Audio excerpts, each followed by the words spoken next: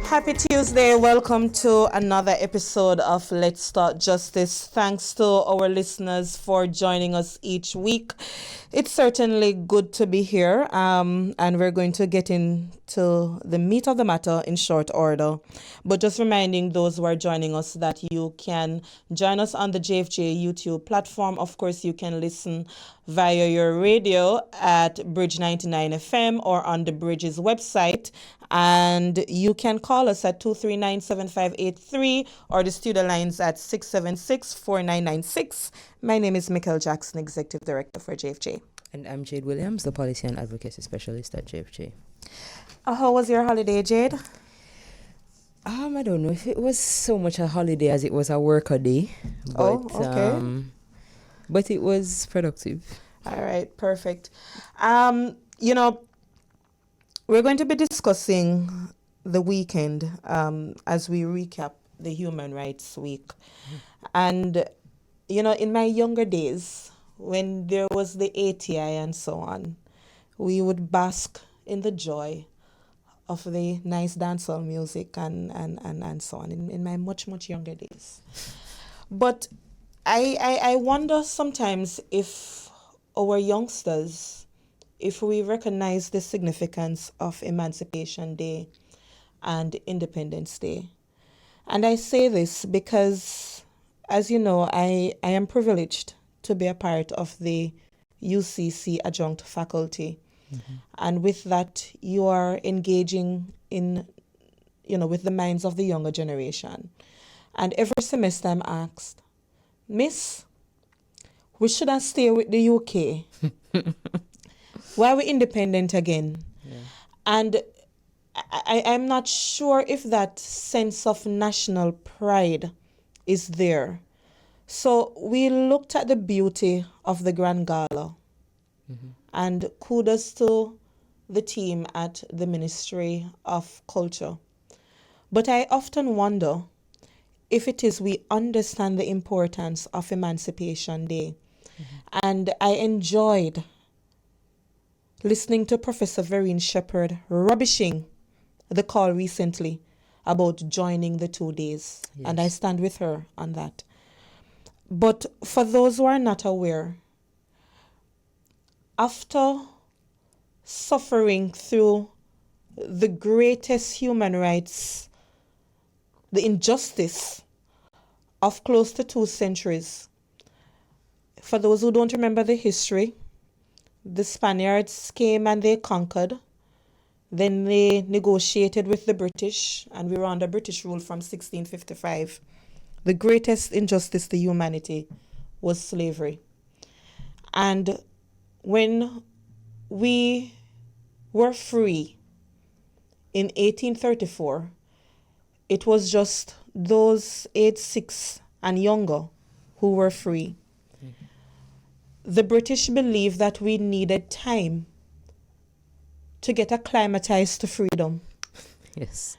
And we went through a 4-year period of apprenticeship where our forefathers and foremothers were put to work for 40 hours per week at no cost to our enslavers. And those who enslaved us, they got £20 million as compensation for their loss. So we did not attain full freedom until 1838. And I want those who are listening in to really put things in context. And when we think about August 6th, 1962, for me, and somebody posted it on Twitter, that when that flag was first raised, hoisted, whatever the language is, forgive me. Hoisted, not foisted. Foisted when you throw something at somebody. Tears came because you felt that sense of pride. Mm-hmm. And I'm looking on now and I can't wait until we get rid of the monarchy altogether, because it is certainly something to celebrate. So for those who are listening, and I hope we really put in context the importance of emancipation and independence. But to move along quickly, as we celebrated the weekend, and we looked at Grand Gala and so on. For those who watch sports, but I don't watch sports, I would not have been waking up at 3 a.m. in the morning. But we certainly celebrate our reggae girls, and we celebrate how far they came in the World Cup. So big up the team. Well done. And Jamaica stands with you with pride. Yes, indeed. But to close out our recap of the week, the last thing for me is, while we're celebrating, we are also mourning because 15-year-old Jamila Cole, who was beaten and raped in a home invasion, it tugs at you in terms of the levels of violence against our children and the level of depravity that we see in this country. And let me choose my words carefully. Mm-hmm. Each time I see a parliamentarian lamenting on social media, I understand their outcry because we share it. But I want them to go to Parliament and really think through what can be done. Do we need to review the legislation? Do we need to be looking through policy, increased resources? What exactly is needed? Because I think the nation, we're tired of the outcry and the condemnation. I support a call I see from the Children's Advocate calling on the Prime Minister to address the nation. But beyond that, I think she also mentioned the need for stakeholder dialogue on the issue and so on. But I think we really need to come together as a country, because I can't imagine what that family is going through, who was also beaten in the home invasion. Yes. It saddens me, really. But anyway, that's where I leave it. So over to you, Jade. Well, Michael always comes with these powerful introductions, and then I'm just to skip over to the right of the day. Which is important. Yes, it is. Okay, so this week we are more doing a Did You Know, which is a little bit related to what we're talking about today, and it comes from section 94 of our Constitution. And this Did You Know speaks to the powers of the Director of Public Prosecutions. And this section allows for the Director of Public Prosecutions to institute and undertake criminal proceedings against any person before any court other than a court-martial in respect of any offense against the law of Jamaica, to take over and to continue any such criminal proceedings that may have been instituted by another person or authority, and to discontinue those proceedings at any stage before the judgment is delivered, or whether or not it is undertaken by themselves or another party. So that allows the Director of Public Prosecutions, therefore, to institute proceedings, to take them over, and to discontinue them. And that is under Section 94 of our Constitution. And just to put things in context, as you mentioned, that proceedings, just to break it down for the listeners. So, for example, you have a Director of Corruption Prosecution within the Integrity Commission, which is a commission of Parliament. If it is that the DPP believes that for whatever reason she wants to take over that particular matter, discontinue it, then as the highest prosecutorial authority in our Constitution, she is so authorized to do. So just to put that in context. Absolutely. And we would see that also comes with a level of hierarchy, where should the DPP's opinion disagree with that of another authority in terms of the prosecution, the DPP's opinion will usually prevail. So we'll also do our trivia question for the week, which is, where can we find an example of a savings law clause in Jamaica? So where can we find a savings law clause in our Jamaican legislative framework? So the correct answer to that can be sent to our WhatsApp number at 2397583, or on our Instagram pages at JA4Justice. Alrighty, so today we're discussing a topic that has been on the airwaves across every media station, and certainly JFJ, we have been speaking publicly on the matter, which is the implications of the Constitution Amendment to Section 96, subsection 1, and Section 121, subsection 1 of the Jamaican Constitution. And as you are aware, on July 25, the House of Representatives passed a bill. I think this is the 18th though, It was in the lower house the bill was first passed, and then a couple of days after, something along that nature. I I think we see. need to verify that date. So it was first passed in the lower house, and then the following Senate sitting, it was passed in the House of the Senate that saw the bill being amended. And this particular bill, it has the effect of raising the retirement age of the Director of Public Prosecution and the Auditor General from 60 years to 65 years. And as a consequence of that, what we're also going to be seeing is that there is the possibility now of the positions, both the DPP and the Auditor General, serving up to age 70. And the bill was tabled by the Minister of Justice, and the reasoning put forward by the Minister of Justice, Honorable Delroy Chuck, was that the amendment would bring into congruence the age of retirement for the Auditor General and the DPP when compared to the upper limit set in the Pension Act for other public officers in the civil service, which in that act the age is 65.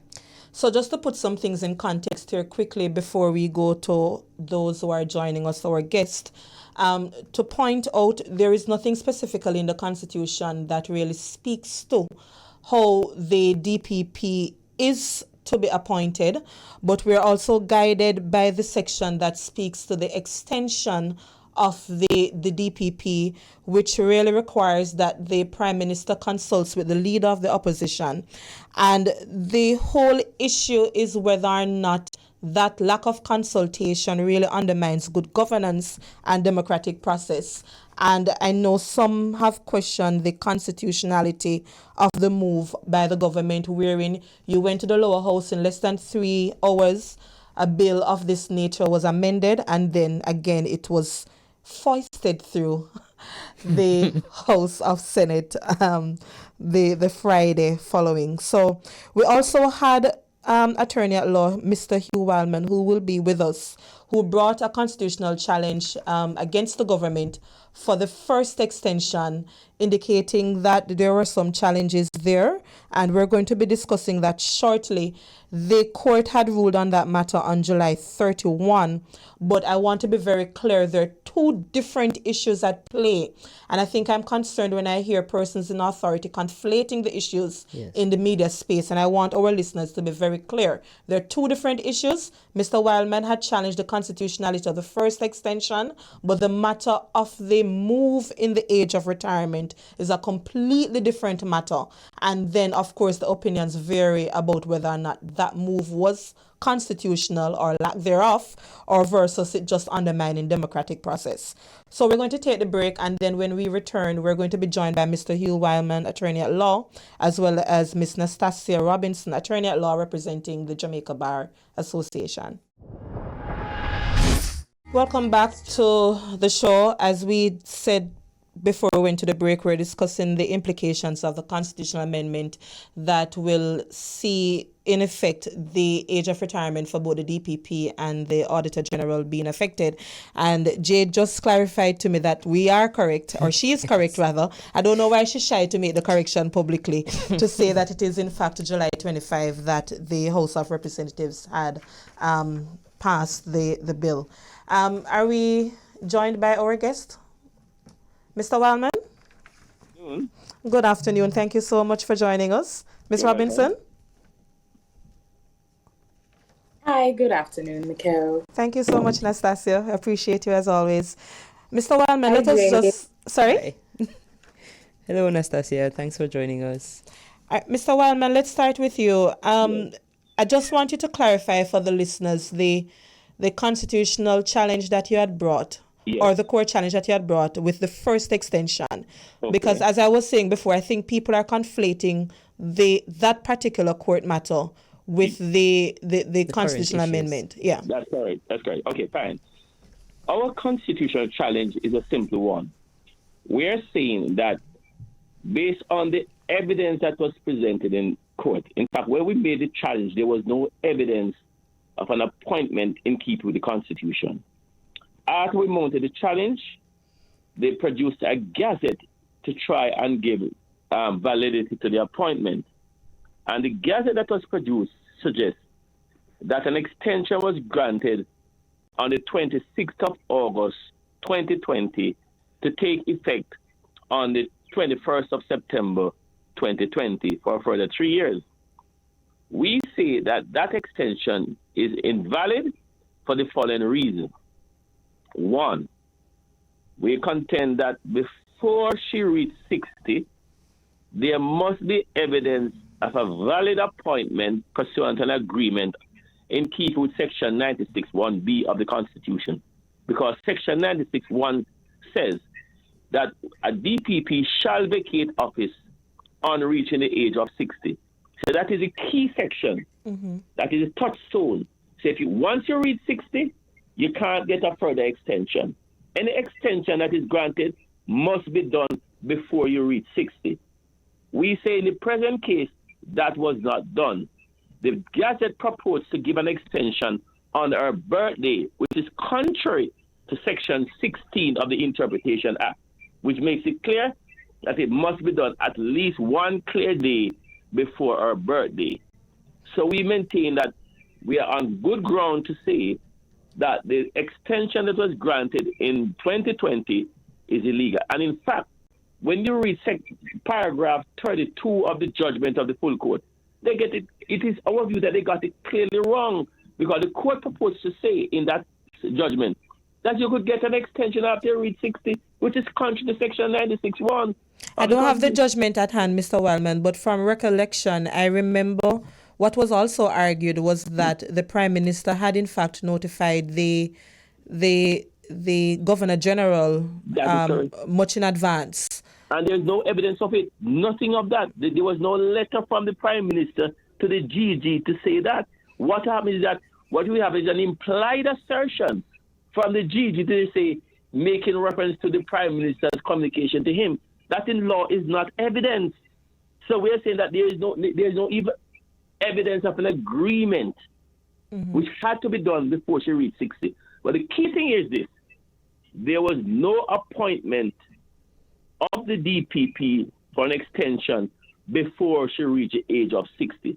You go back to Section 31(1) of the Interpretation Act, which says that the Gazette, it must take effect.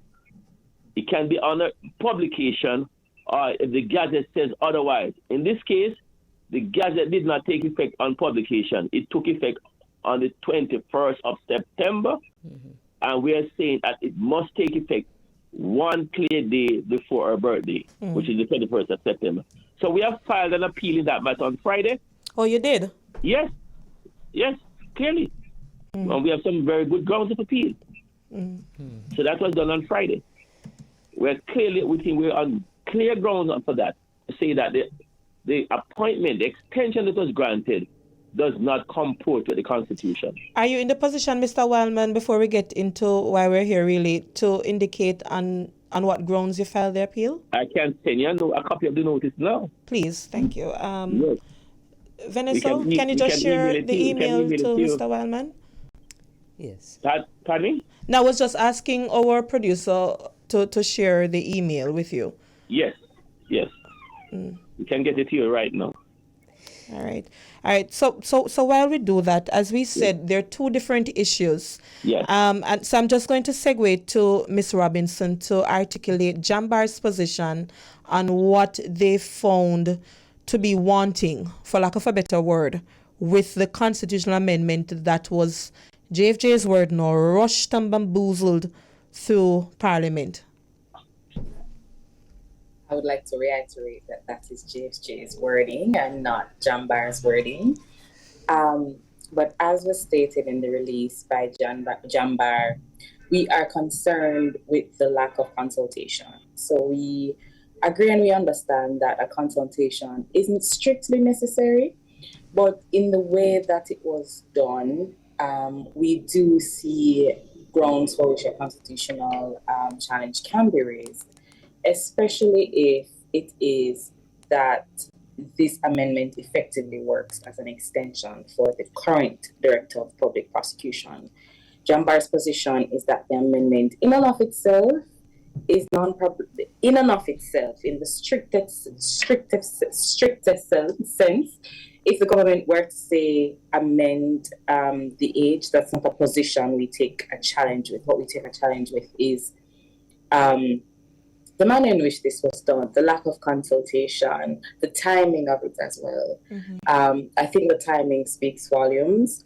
And we have to consider how this comes across, especially when we're talking about the office of the Director of Public Prosecution. It is one of those that is held in high regard in the country. And the amount of scrutiny that has been raised is one that isn't, that the office should not attract. And so we're concerned with the negative implications that this amendment can take, especially, like I said, if the amendment were to take place in and of itself, outside of this timing, and the timing I'm referring to is the current extension ends in shy of a month, or just about Yes, in 2 September. months. Right, and this amendment was done shy of 2 years, at the 2 months of the end of that extension. So it doesn't, it seems improper on the face of it, especially if it is that this amendment is to apply to the current DPP. And that's where we draw the line. If it is that the Constitution is amended and a new DPP is appointed under the new rules, fine. However, if it is that the constitutional amendment proceeds and the incumbent remains in office under the new amendment, then that would take an issue with, because that is in effect an extension, which is not permitted by the Constitution. A further extension, which is not permitted by the Constitution. So just to put things in context for those who are listening in, just to follow the conversation, there are different issues at play here. Yes. As we articulated before, the DPP had gotten an extension prior, which would have ended, she had applied for 5 years, I believe, but only 3 would have been granted, and that ends September.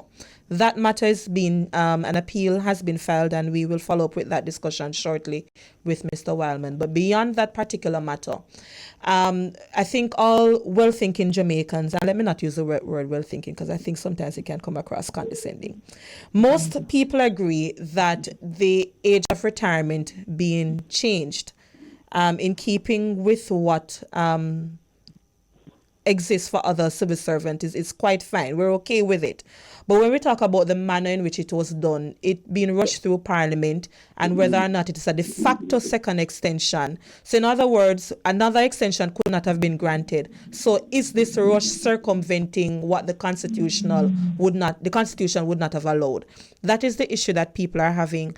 And just to follow up with you, Nastasia, we've heard from Minister of Justice Chuck. We've heard from the Minister of Legal and Constitutional Affairs saying that the Constitution does allow for a simple majority to have this bill being passed, and there was nothing improper. What is Jambar's reaction to both Minister Chuck and Minister Malahoo Fort?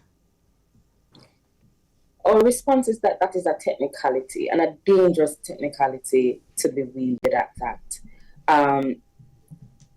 While in essence that is true, it still remains that the lack of a consultative process, especially for an office that requires complete lack of scrutiny, the lack of consultative process gives, when one is required in other circumstances, for example, the appointment of the DPP, it begs the question again, why was this rushed? Why is this done 2 months before the current extension ends? There are a lot of questions that arise. And so even though it is technically correct and you can amend by a simple majority, if it is that the current DPP remains on the amendment, what the government has done is effectively given an extension where the Constitution does not allow for it. And that is a serious constitutional concern. So while it is that the amendment could take place, we have to look at the implications thereafter. So yes, the amendment can take place, but what happens after?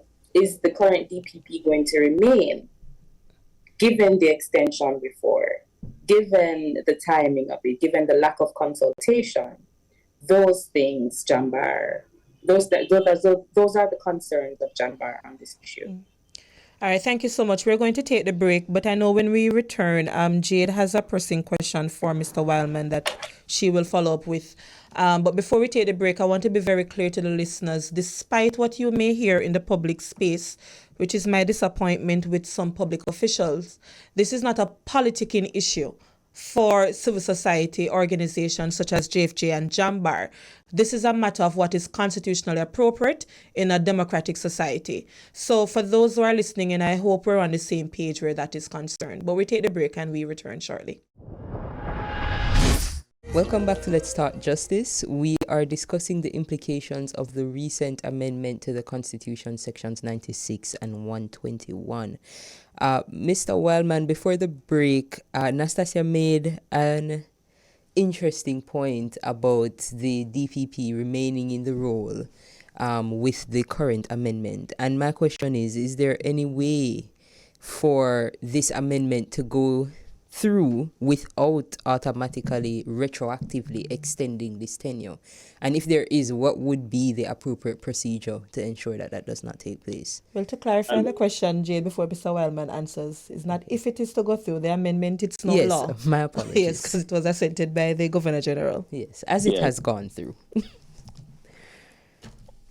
So the law was passed, clearly. Yes. Yeah, I made a point on another program that amendment can be challenged insofar as it seeks to prolong the life of the existing DPP. It cannot have that effect. It must only apply to a future DPP, because to do so would be to undermine the very fabric of Section 96, which already states that you can't get more than one extension once you reach the age. So she'd have reached the age and she got the extension. So you can now make an extension, an amendment to increase that life. Because what you'll be doing, you'll be undermining the entire Section 96 of the Constitution, which clearly says you can only get one extension.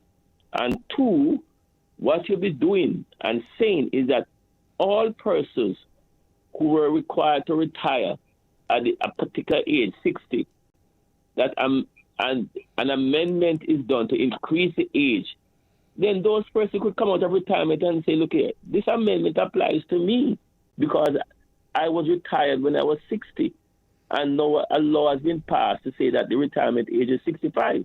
Yes. So it can't apply to the current holder. It must only apply to a future DPP. So any attempt on the part of the state to prolong the life of the present DPP by reference to the amendment can be challenged. In fact, if you go back to the Burnett case, that is the CCJ case, the Privy Council used that approach, the interpretation of the Constitution, to strike down the creation of the CCJ, insofar it applies to Jamaica, when we, though the Constitution allows for a simple majority to abolish appeals to the PC. The Privy Council, the very spirit of the section, requires that anything we're to put in place must be entrenched. So we are saying you can't now just ignore the scheme of 96 and say, because it's a simple majority, you can increase the age, then you can now make it retroactive to apply to the current holder. It can't. So, I mean, in that event, what should be the next steps then? A constitutional challenge to the amendment, insofar that you have to wait until you can't be premature. Yes. You have to wait to see if any attempt is being made to apply the amendment to the present DPP. So it's fine. Nothing is wrong with the amendment insofar as you seek to increase the age, but if they seek to apply to the present DPP, then one can take a constitutional challenge to that. Thank you so much, Mr. Wellman. I'm going to ask you to hold with us for a few, and let me put a last question to Ms. Robinson. Nastasia, you've heard what Mr. Wellman said, and we've also heard from the Prime Minister, the Most Honorable Andrew Holness, at a media briefing, it was last week, and he indicated that any continuation of the current office holder is subject to the current office holder. So in other words, Mr. Andrew Holness is putting it entirely on the DPP to indicate whether or not she should or would remain in office. Is there any last word from Jambar on that? Was there any reaction? We haven't had a formal sit down, but it is in line with what our previous notions have been, which is that it is not up to the current DPP whether she remains in office. It is a constitutionally appointed office, and the Constitution sets out how an individual serves in that office. It is not simply a decision that can be made by the person in office. Therefore, it would be for Parliament to actually make a determination whether or not current DPP will be remaining in office under the amendments. It is not something that can be assumed. It is not something that the current DPP can make or ought to make a decision on anyway. That is a constitutional issue if it is that is the position of the government. All right, thank you so much, Ms. Robinson. We appreciate you being here. Mr. Wildman, just to continue with you, and I'd want to say this before we segue into the next question. You know, my personal disappointment with this whole thing. JFJ, as you know, we do constitutional challenge and strategic litigation, but it is unfortunate that we have to be going this route when Parliament and what it intends to be could simply debate the matter and also heed to the words of civil society and individuals such as yourself. Yes. So I blame it really on the government to be subjecting the DPP. That's correct. In this manner. You know, it's unfortunate, That's really. And I see others on social media. I know Clyde Williams, one of our colleagues, he has been on Twitter indicating whether or not this retroactive application would so apply. Yes. And I think some of his tweets are aligned with the views that you articulated earlier. Yes. So it's interesting days are ahead. Yes. And just to say, you would be willing to challenge this if nobody else take it up? In fact, I've said so. I've said so. That I'll be willing to do so. And in fact, I intend to do so if they plan to go ahead with it. Okay. Thank you so much. To move on to another issue, Mr. Wildman, we saw the interdiction of the Police Federation chair. Yes. And JFJ, we spoke very strongly against it. Yes. Because we believe that it is a violation of freedom of speech, or freedom of expression, rather. And we believe it also threatens one's right to freely associate. Yes. If we look at the precedent of what can be set at this stage. Yes. And I know you had a matter heard in court last week. Would you be in the position to articulate? Yes. Please go ahead. The matter is not actually heard as yet. What really happened is that we filed an application for leave for judicial review to quash the decision of the assistant commissioner to place Mr. James on interdiction. And accompanying that application for leave for judicial review is an application for a stay of the interdiction. Yes. Now, when both matters came up last week before the judge, we were about to commence the proceedings when the judge indicated to me, after I commenced my oral submission, that she recognized that I was raising some fundamental constitutional principles. And so she would want to hear from the Attorney General as to how to respond to these submissions. So in light of that, she was prepared to adjourn the application for the judicial review and the stay. Yes. We were disappointed because we are saying that it doesn't require that, because this is an application for leave for judicial review and a stay. And in these applications, it is really against the decision maker. The AG has nothing to do with matters of this nature, because it is not civil proceedings where you come under the Crown Proceedings Act. So what happens is that although you may be raising constitutional points, you are not asking the court, and this court is not a constitutional court, to to strike down a particular law. The court will take cognizance of the violation of the Constitution, just like what the Privy Council did, for example, in Kirk Mollison, and interpret the law in keeping with the Constitution. So there's no need for the AG to be involved in these proceedings. Anyhow, she insisted that she wanted to get the AG's input. So in light of that, she wanted to adjourn the case to the 28th of September. So we are saying, if you are going to adjourn the case, which we are in disagreement with, then in the interim, the man is on interdiction, and we had asked for a stay of the interdiction, and also is on three-quarter pay. Yes. And disciplinary proceedings were also pending. So the other side, she spoke to the other side, and the other side, having heard our argument, submission, because I cited particular cases on the point to show that they are wrong.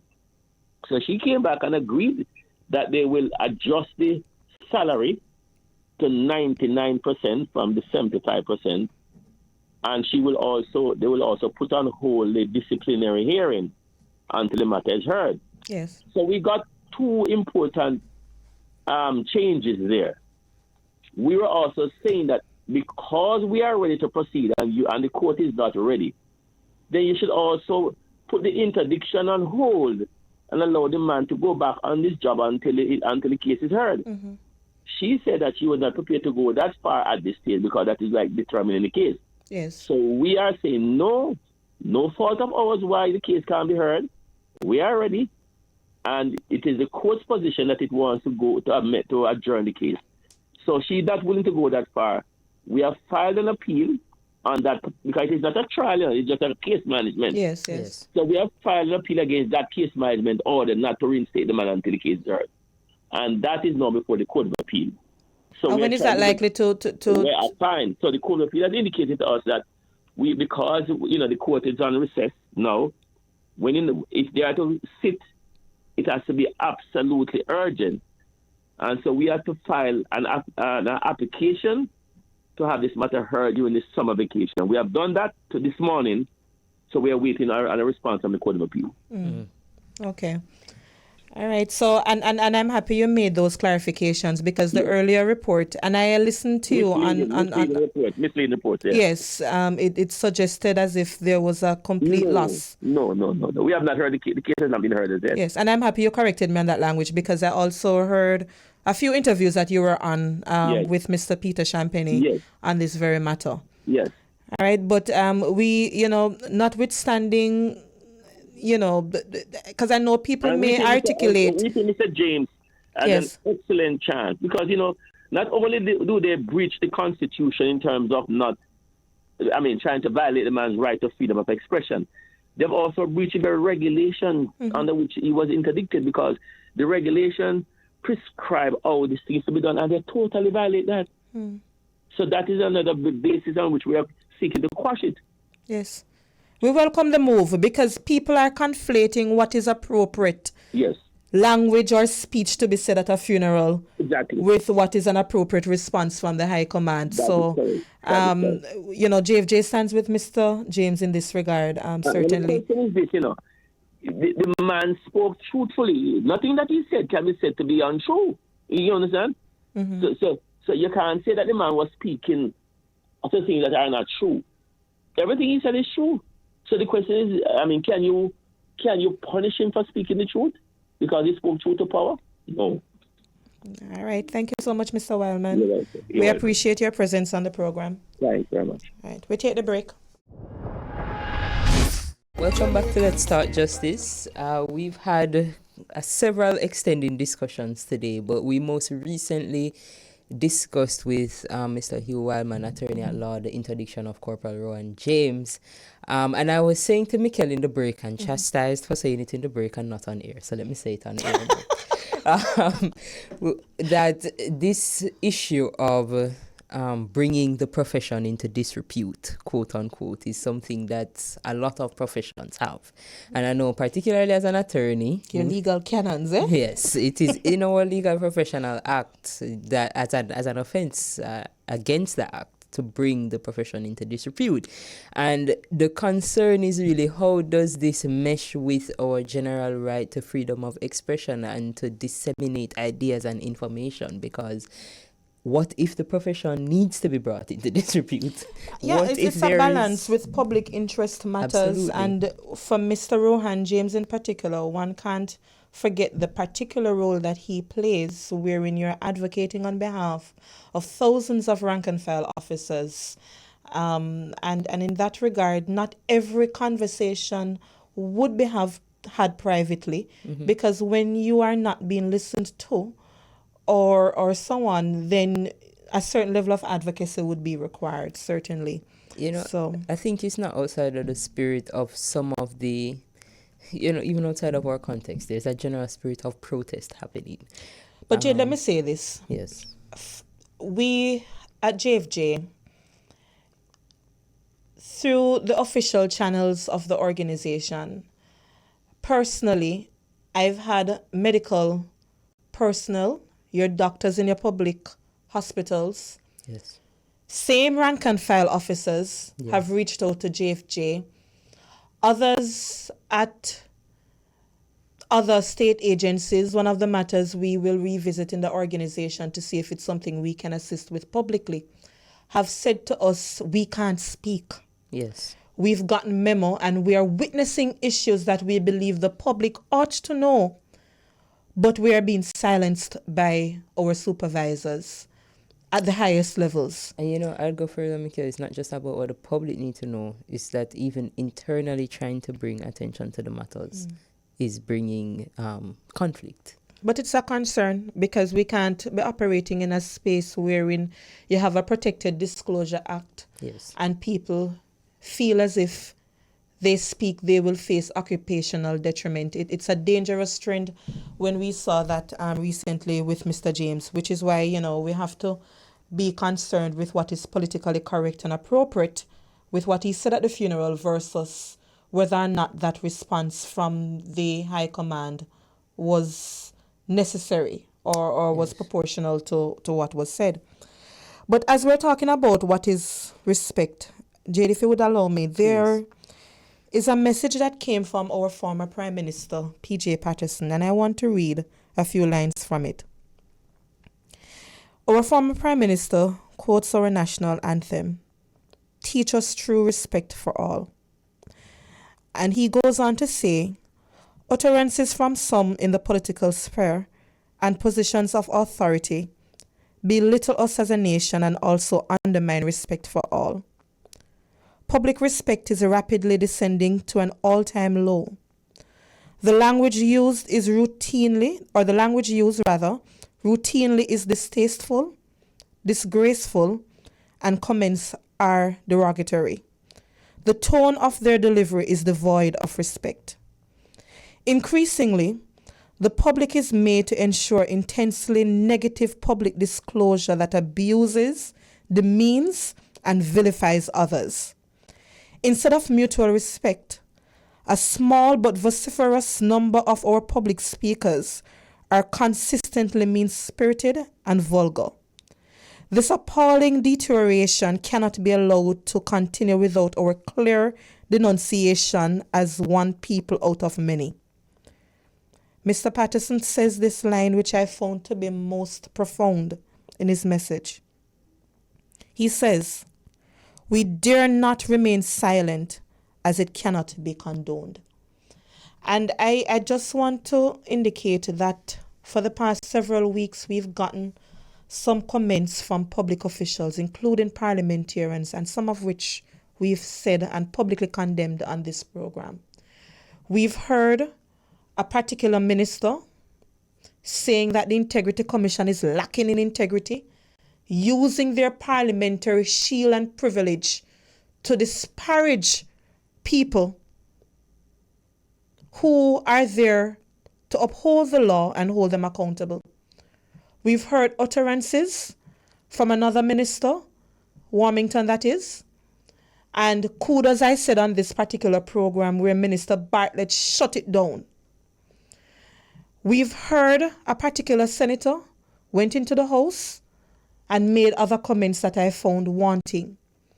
Then we heard the loose lips of our leader of opposition talking about dead voters. He later apologized, which was welcome, but it should not have happened 3 days after. Yes. And the silence from the Prime Minister was not a welcome one, because the Prime Minister had not spoken until weeks after these types of comments were being made.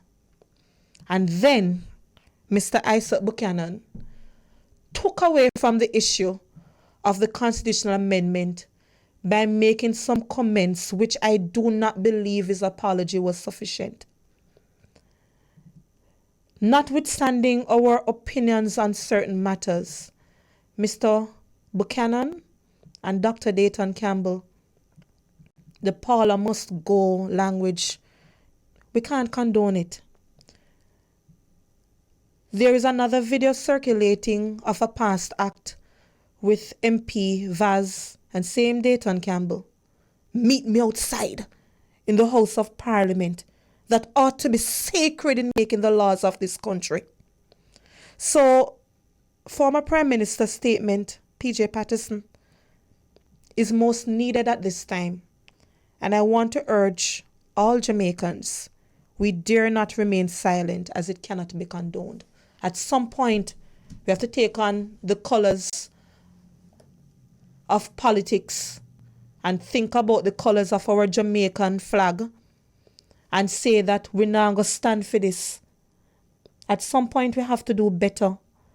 As public officials, we have to, my usual word, we have to be circumspect in what we say and how we say it, the manner in which it is said. I'm not sure if any of these things shocked you, Jade.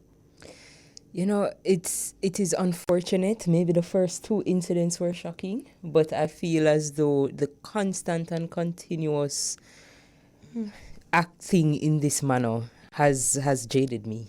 And so Jaded. Yes, I am happy to see this level of condemnation from someone so respected in our political sphere, and hopefully it is influential going forward. And what is ironic? This is the Prime Minister who said silence cannot be misquoted. Yes. So when he says we dare not remain silent, I smiled at it, because that is the iconic statement from PJ Patterson. Yes. So when he said break the silence, you know that it is really sending the signal. Yes, Yeah. and I think it is important, because we need to be able to identify. I agree that we need to be able to identify those persons who are not in agreement with the way the conduct has been shown amongst our officials. And we have to demand better. Yes. With a voter turnout, the last time, 37%. Yes. Notwithstanding COVID. You ask the question, when people see them kind of behavior there, what them going to be doing? Who's going to be voting for officials? The perception of the level of corruption in this country is very high. Yes. We don't know who those named 6 parliamentarians are for that illicit enrichment.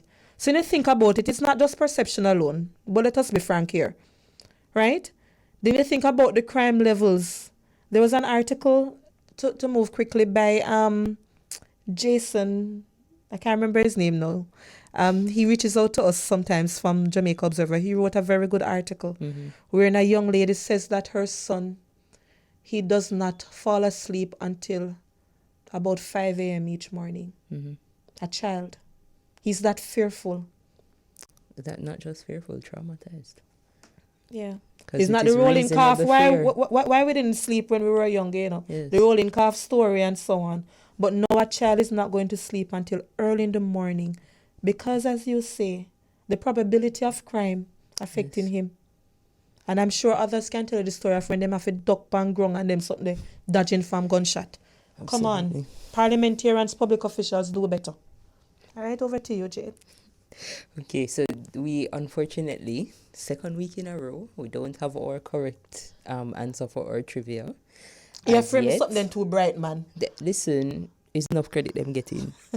So, if it is that you think of that answer, be sure to respond to our post on our Instagram page at JA for Justice. Is the question asking, give me an example of a savings law clause? It's a which part you find it. Or is where you find it? Mhm. But me not forgot look. I don't know either. Exactly. You see, as for sort of people that man with a long If constitution you would and something. like to win a credit, use the elasticity of your brain. It's an educational program, so you'll learn even research skills in the process. But thank you so much for joining us this week. We'll look out for a trivia winner, but should we get a correct answer by the Carol end of Palmer the day. soon get it. That's her It's name? Confident Palmer. Confident Palmer. Carol Palmer is a former permanent secretary of Ministry of Justice. I worked with her in my younger days, yes. But Confident Palmer will get it, I'm sure. She always does. Yes. But Okay. thank you so much for joining us. We appreciate you. Have a Yes. good week. Jamaicans, for justice, the people's champion.